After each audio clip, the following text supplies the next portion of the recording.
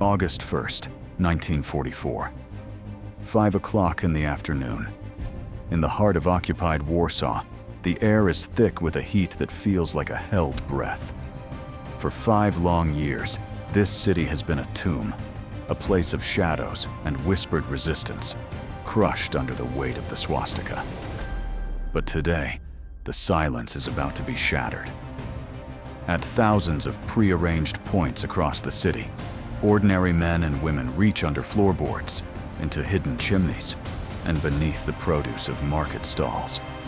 They pull out worn armbands of white and red. They check the chambers of smuggled pistols. They look at the clocks, their hearts hammering against their ribs like trapped birds. This is the W hour, the hour of the uprising. The moment a nation decided it would rather die on its feet than live on its knees. You are listening to a story of a city that refused to vanish, a battle that the world forgot to help, and a sacrifice so immense it still echoes through the streets of Poland today.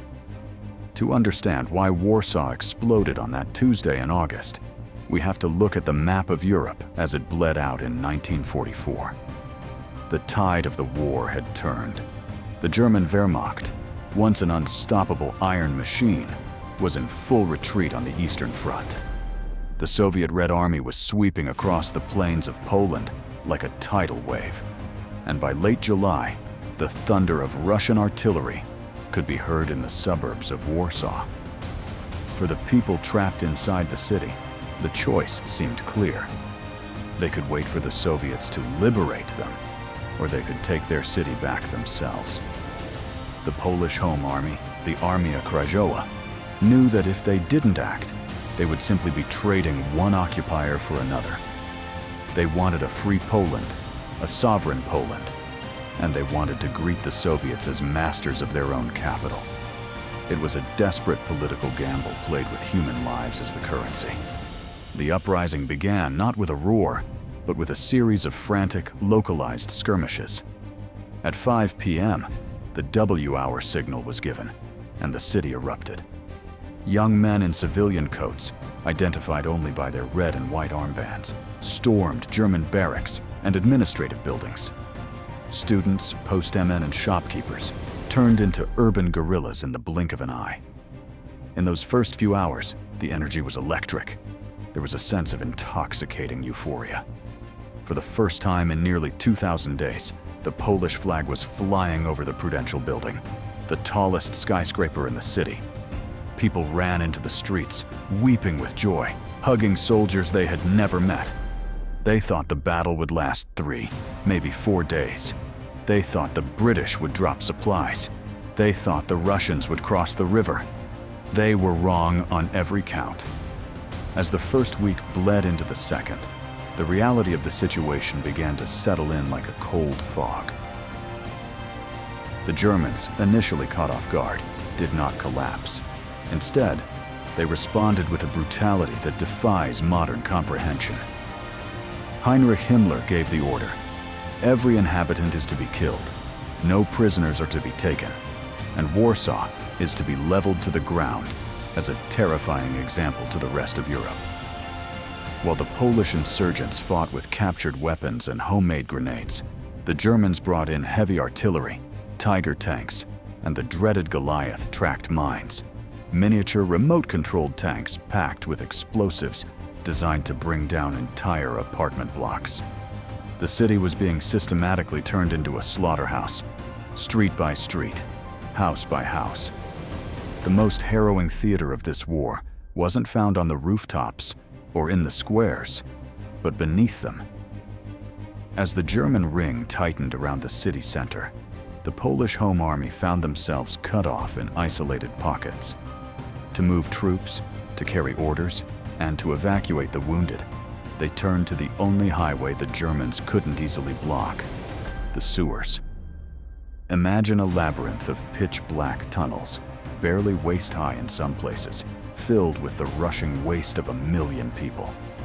Insurgents would spend 10, 15, 20 hours at a time wading through toxic filth, guided only by a hand on the shoulder of the person in front of them.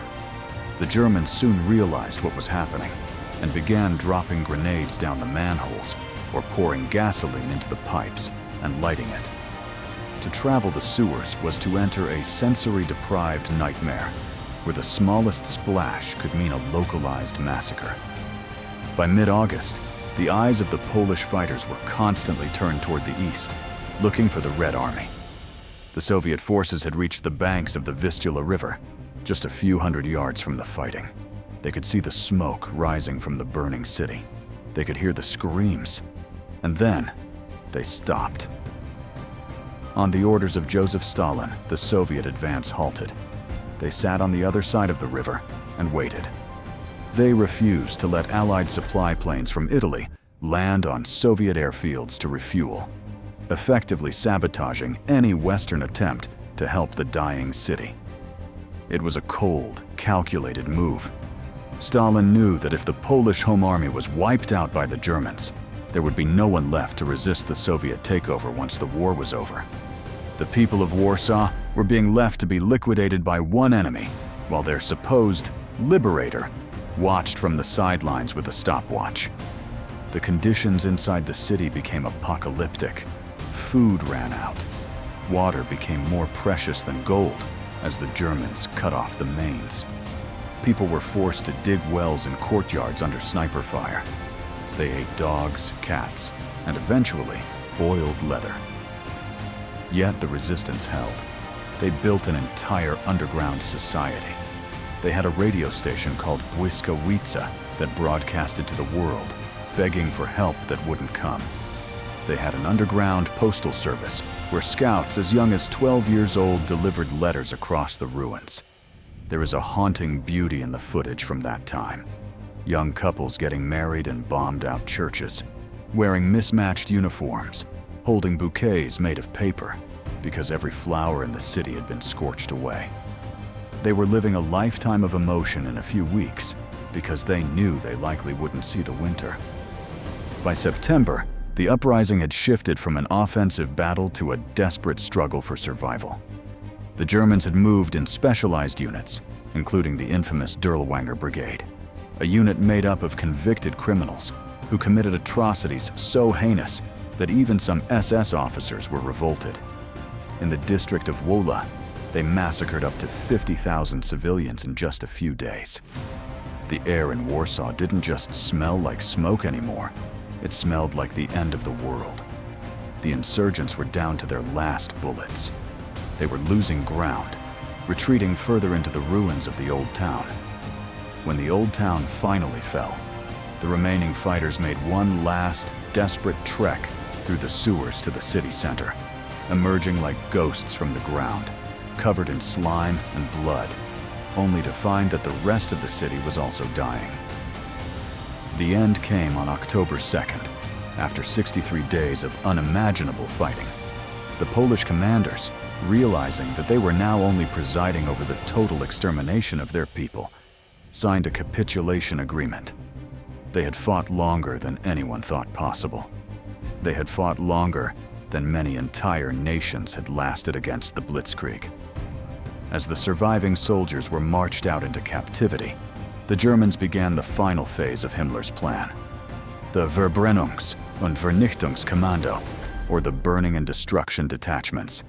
They went house to house with flamethrowers and dynamite. They blew up the libraries, the archives, the monuments, and the palaces. They wanted to erase the very idea of Poland from the map. When the Red Army finally crossed the river in January 1945, they didn't find a city. They found a desert of brick dust. So, why does the Warsaw Uprising matter now? Why do we tell this story of a defeat? Because the uprising wasn't just a military operation. It was a testament to the human spirit's refusal to be broken. The people of Warsaw knew the odds. They knew they were being betrayed. They knew the world was looking the other way. And they fought anyway. They fought for the right to be called a person, for the right to speak their language, and for the dream of a country that didn't yet exist. Today, if you walk through Warsaw, you will see the kotwica, the anchor symbol of the resistance, carved into walls and glowing in neon. It is a city built on the bones of giants. The Lost Dispatch of 1944 tells us that even when the darkness is absolute, and even when help never comes, the act of standing up is in itself a victory that time cannot erase. History is written by the victors, but legends are forged by those who refuse to surrender. If you enjoyed this deep dive into the shadows of World War II, make sure to hit that subscribe button for the Lost Dispatch. We travel through the forgotten files of history to bring you the stories that were never meant to be told. What historical mystery should we decode next? Let us know in the comments. Your intel helps guide our next mission.